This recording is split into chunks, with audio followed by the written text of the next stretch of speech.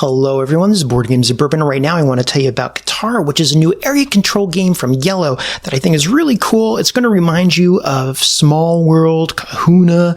It has card play, kind of like Gentes, and a little bit of risk in it too. It plays 2 to 4 players, and there's a lot of great qualities, including great production, easy rules, interesting play depending on the decks that you're going to play in the game.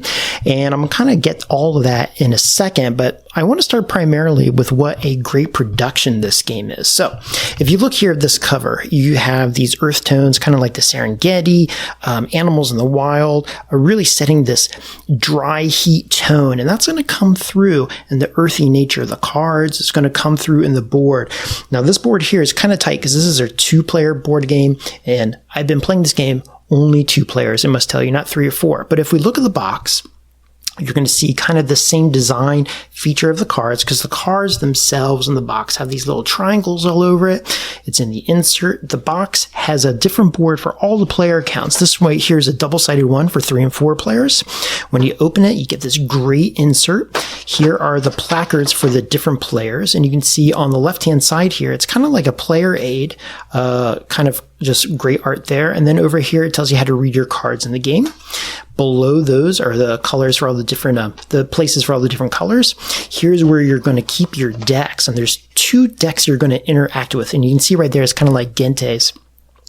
The blue deck of cards here seem to be more forgiving and kind of really push you to expand and contract, kind of like Risk, okay, because you score every round. Whereas the red deck I really enjoy more. It seems to be a little bit more Spartan. The choices are harder to make, but it gives you more options because it also lets you do things like feeding and scoring points more often than I'm really digging, okay?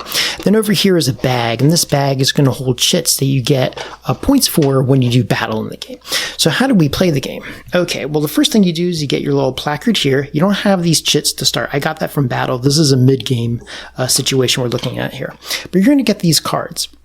And this card here tells you a few things. It tells you how many cards I can choose from because every round in the game I'm going to be drafting new cards. It tells you what kind of worker and how many of them I may put down. And then it tells me how many actions, how many movements I may do. And the movements are going to be really critical. Actually, all of these are going to be critical. Probably the card count is going to get you out a lot of jams, but the movement down here, whew, boy, because you score in this game every round instead of at the end of the game, super critical. Okay, so what do we do when we have this card? Okay, so what this says is you get 3 workers, okay, of this kind here. Let's take a look at the types of workers. This kind of worker here essentially is like a feeder worker. In order to keep these cards in your player area, you have to be able to feed every card, and they will feed your card if they are on a yellow area. There's a kind of worker here that's supposed to be like a statue, but to me it looks like a, grandma in a rocking chair. And if you get that in the green area, you get statue points, which is 2 points. And then you have this here, which I guess is somebody on a rhinoceros or something like that. And if you do battle with that person, and that is to say push someone out of an area by moving in and having more than them, you're going to be able to draw from that bag. And you just get random chits. They go up to 5 points, and whatever highest one you got in that round, you get to keep. So you always want to do as much battle as you can so you have more options and opportunity to get a high chit in the game. Okay, so the first thing on here, it says I can draft 2 cards. And what does drafting mean? Well, when the game starts, you're going to have 6 cards you can choose from. Because I can only choose from 2, I can only choose from 2 in the front of the line. I can't go all the way down to 6. As time goes on, let's say I get this card here and I add it to my tableau. This will give me more things to do, and it's kind of interesting. This one here says now, instead of getting the feed worker, I get a statue worker. I can put them on the board. I get 1 extra movement. Movement is cumulative, where statues only come out at that time. This little circle here means they score a point at the end of the round, which is great. So instead of scoring points by moving in, pushing people out, or getting statues, I just get a point. And here, this actually says I feed this card. I can't get rid of this card. It's fed for. I got to keep it, but that's taken care of. I'll never lose it. So I get these cards, I place my people, and let's say I place my people here, okay? I have 2 people and a rhino, and let's say I have some movements I can spend. I'm going to take this, and let's say I expend all the way in here. And if I expend my movement, and let's say I had 2 movements, it's very interesting how you can play it. So I move 2 in, I push them out, they have to go somewhere. So I just did 1 good victory. I pull a chip from the bag, probably straight points. I have a second movement left. Now what am I going to do? Well, I'm probably going to spend my second movement and I'm moving back.